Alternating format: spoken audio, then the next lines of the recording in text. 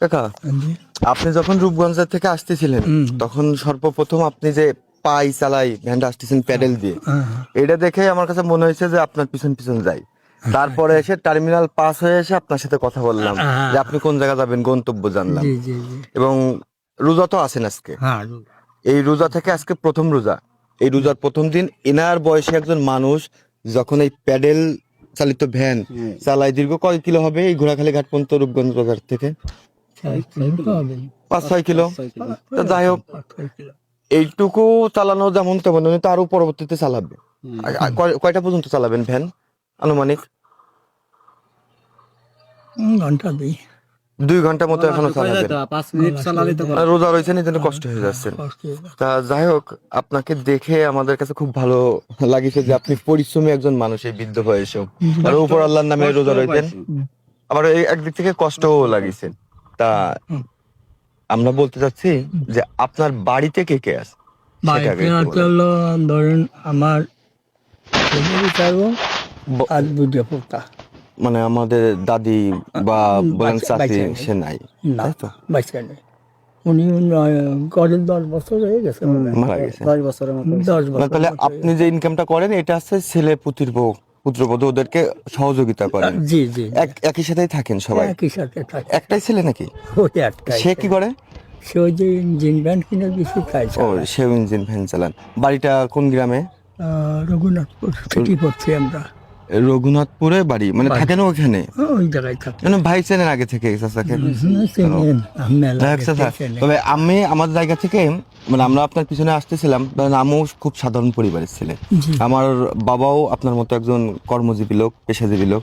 সেও মনে করেন যে অনেক পরিশ্রম করে আমাদেরকে বড় করেছে, এখনো করে পরিশ্রম। আমার বাবাও একটা অ্যাক্সিডেন্ট করে তার পা ভাঙা, তবুও সে কিন্তু ঘরে বসে থাকে, পরিশ্রম করে।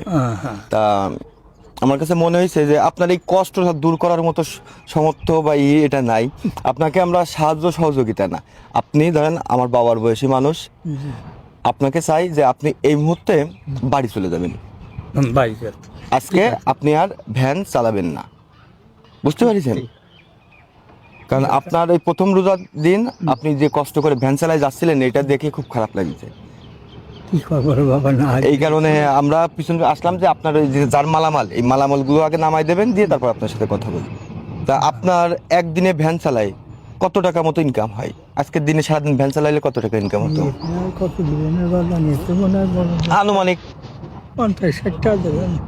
মানে এখানে না, টোটাল মানে সারাদিন কত হয়? সারাদিন হয়তো ওই 1-200 টাকা। মানে পাই ভ্যান তো বেশি লোক ওঠে না, 1-150 টাকা। তাহলে ওই দোকানের মালিক আনি টাকা।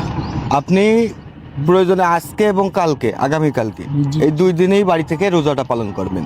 আচ্ছা ঠিক আছে, তোমরা সপ্তাহে সামনে বাবা। ঠিক আছে, বিনিময়ে আমাদের জন্য দোয়াও করা লাগবে না। অবশ্যই দোয়া করলে তো বিনিময় হয়ে গেল।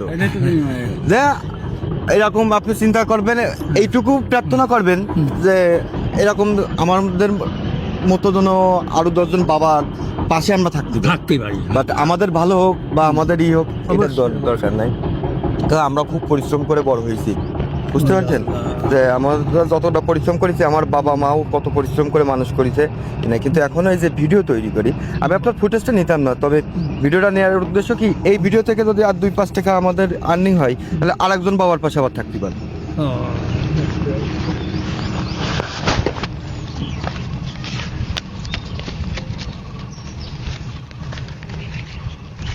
টাকা আসেনি এটার সাথে।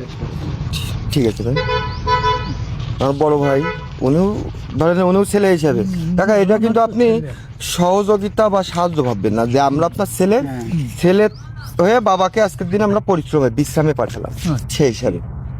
ভাই এটা টোটালটা একটু গুনে দেন, মানে 2 হাতে 2টা জিনিস রয়েছে তো, এটাও গুনেন। টোটাল কত টাকা আছে?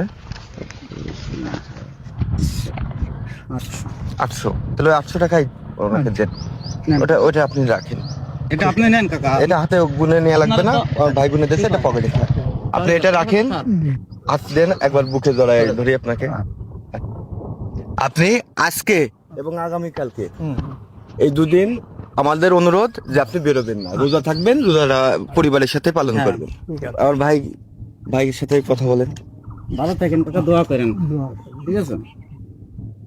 আচ্ছা, আমি আপনাকে ছোটবেলা থেকে চিনি। এই বাজার মেলা না আমরা ওই যে আসতেছিলাম ভাইয়ের সাথে দেখা, পরে বলতেছে ভাই আমি এক চাচার কাছে যাচ্ছি, আপনি একটু সাথে আসেন। তা উনি বলতেছে তাহলে চলেন। সেই ঠিক হিসাবে। আছে কাকা, তাহলে ভালো থাকেন। চাচা তাহলে এখন বাড়ি চলে যান। বাড়ি দেখতে চলেন, তখন দেখে যাও। না পরে একদিন যাবো। আপনার বাড়ির ঠিকানাটা বলেন। ঠিকানা আসলে এই যে তোমার এই খালি পুরোনো কেয়াঘাট, ওই দেয় ওই যে শ্রীকান্তা ঘাট, হ্যাঁ হ্যাঁ ওই এক ঘাটের উপরে ঘাট। এই দেশ সোজা। এই সুজাই তাই তো। ও তো আপনার ছবি বা ফুটেজ আমার কাছে থাকছে, কাউকে দেখালে আপনার বাড়ি হ্যাঁ, হ্যাঁ। নাই দেবে। আচ্ছা, এই ঘাটে এসে জিজ্ঞেস করলে খালি তবেন কি যে এই ঘোড়াখালি ঘাটের মসজিদের মর্জন সাহেব এইটুকু আপনি কি মহাজন ছিলেন আগে? বাহ। আগে মানে এই এখনো আছেন, তারপরেও আবার পরিশ্রম করতেছেন। এই যে কাকা এখন আসলে আপনার কাছ থেকে অনেক কিছু শিখার আছে। তবে আপনার সব থেকে আমার ভালো লাগার বিষয়টা কি জানেন? ধরেন আমি ওনার থেকে ইয়ং না, আর বয়স কম না, আমার ফেসের একটা সৌন্দর্য থাকবে না? তা আমার কাছে মনে হয় আমার ফেসে সেই সরলতার বা ভালো মানুষের ছাপ নাই। সরলতা মিষ্টি হ্যাঁ, একটা আসে। তবে ওনার ফেসে একটা মানে ভালো মানুষের মায়া ছাপ আছে, আছে, মায়া মায়া আছে। যাক এটাই আমার কাছে অনেক ভালো লাগছে। তাছা তাহলে যান আজকে বাড়ি যে বিশ্রাম করে।